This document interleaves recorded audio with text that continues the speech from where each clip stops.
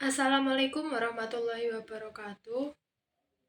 Perkenalkan, saya Salsabila Mutiara Islami akan membuat video langkah-langkah mengenai analisis uji T berpasangan. Yang pertama itu, kita masuk ke Excel, lalu memasukkan data nilai pretest dan juga nilai posttest yang ada di Excel ke dalam SPSS dengan memblok seluruh pretest dan posttest, lalu pencet Ctrl C. Membuka SPSS, lalu klik kanan, kemudian klik paste with variable name. Selanjutnya, kita klik analis, lalu kita klik compare means, lalu kita klik paired sample t-test.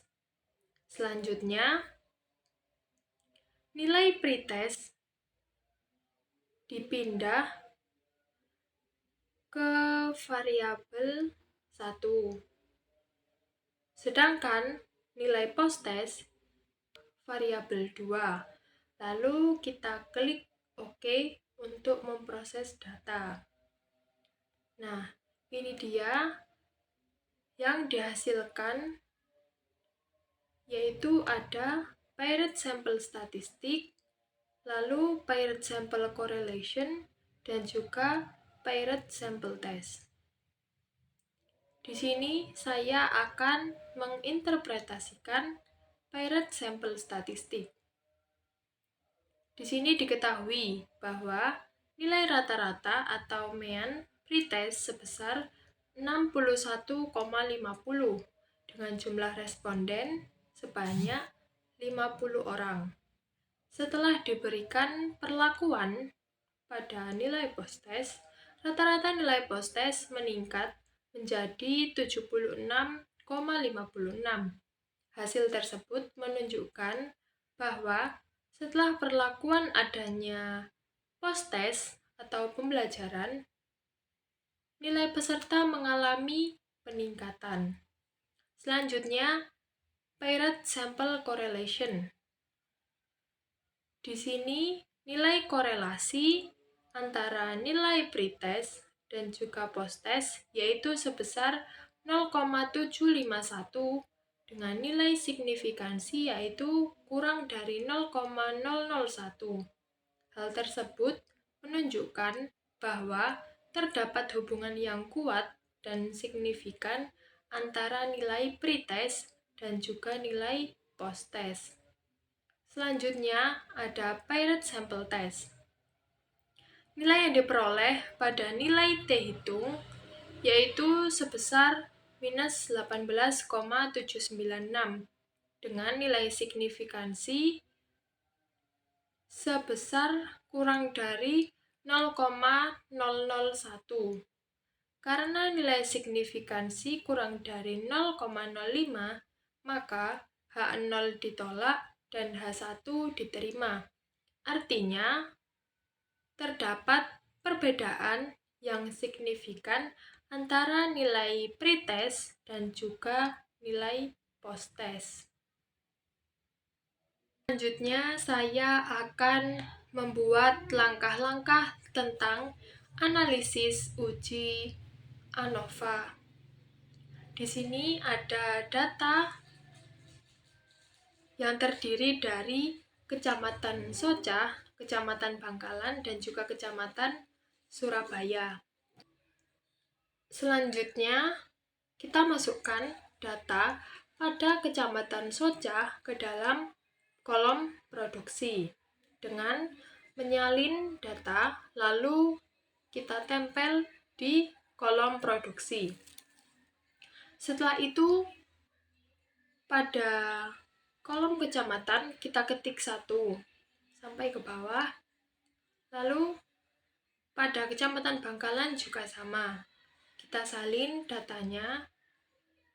Lalu kita tempel di bawahnya data pada Kecamatan Socah. Lalu pada kolom kecamatan kita ketik 2. Selanjutnya pada data Surabaya juga sama seperti sebelumnya dengan menyalin lalu menempel di kolom produksi, lalu kita ketik 3 pada kolom kecamatan. Setelah mengetik semuanya atau menyalin semuanya, kita blok seluruh data pada bagian produksi dan juga kecamatan. Lalu kita buka SPSS, lalu klik kanan dan juga klik paste with variable name. Setelah itu data maka otomatis akan masuk di SPSS. Setelah itu kita ke variable view pada kolom value baris kedua, kita klik titik 3, lalu isi bagian value dengan Kecamatan Socah dengan memberi label 1, Kecamatan Bangkalan dengan memberi label 2, lalu Kecamatan Surabaya dengan memberi label 3.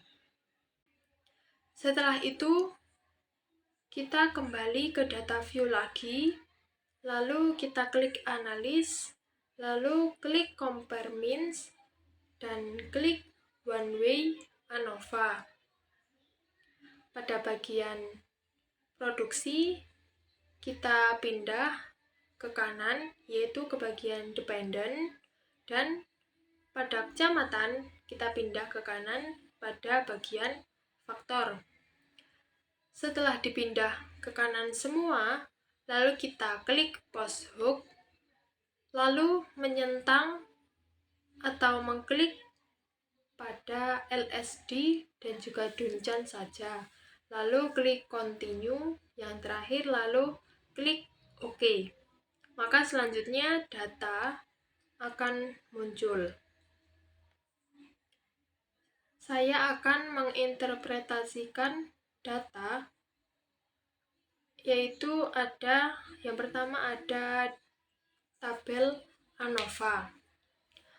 Berdasarkan tabel hasil uji ANOVA, diperoleh nilai F hitung yaitu sebesar 235,175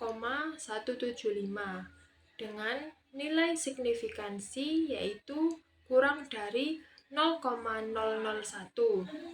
Karena nilai signifikansi lebih kecil dari 0,05, maka terdapat perbedaan produksi pada tiap kecamatan yang signifikan antar kelompok yang diuji. Jadi, tiap kecamatan itu memiliki perbedaan produksi yang signifikan antara Kecamatan Socah, Kecamatan Bangkalan, dan juga Kecamatan Surabaya.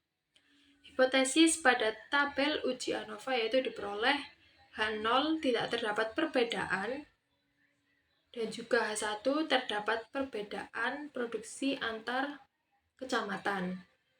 Berdasarkan hasil pengujian diperoleh nilai signifikansi kurang dari 0,05 sehingga H0 ditolak dan H1 diterima. Hal ini menunjukkan bahwa terdapat pengaruh atau perbedaan yang signifikan antara produksi pada Kecamatan Socah, Kecamatan Bangkalan, dan juga Kecamatan Surabaya. Setelah itu ada tabel multiple comparison. Yang pertama itu perbandingan antara Socah dengan Kecamatan Socah dengan Kecamatan Bangkalan. Mean difference yang diperoleh yaitu sebesar minus 12,900 dengan nilai signifikan yaitu kurang dari 0,001. Karena nilai signifikansi lebih kecil dari 0,05, maka H0 ditolak dan H1 diterima. Artinya, terdapat perbedaan produksi yang signifikan antara Kecamatan Socah dan juga Kecamatan Bangkalan. Nilai negatif pada mean difference menunjukkan rata-rata produksi soca lebih rendah dibanding Kecamatan Bangkalan. Selanjutnya, yaitu Kecamatan Socah dengan Surabaya. Mean difference diperoleh yaitu sebesar 18,520 dengan nilai signifikansi yaitu kurang dari 0,001. Karena nilai signifikansi lebih kecil dari 0,05, maka H0 ditolak dan H1 diterima.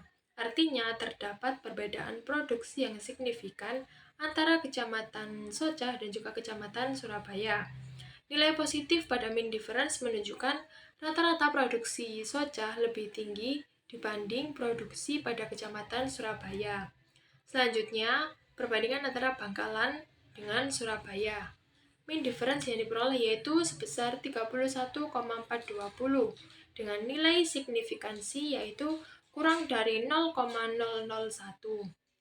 Karena nilai signifikansi lebih kecil dari 0,05, maka H0 ditolak dan H1 diterima.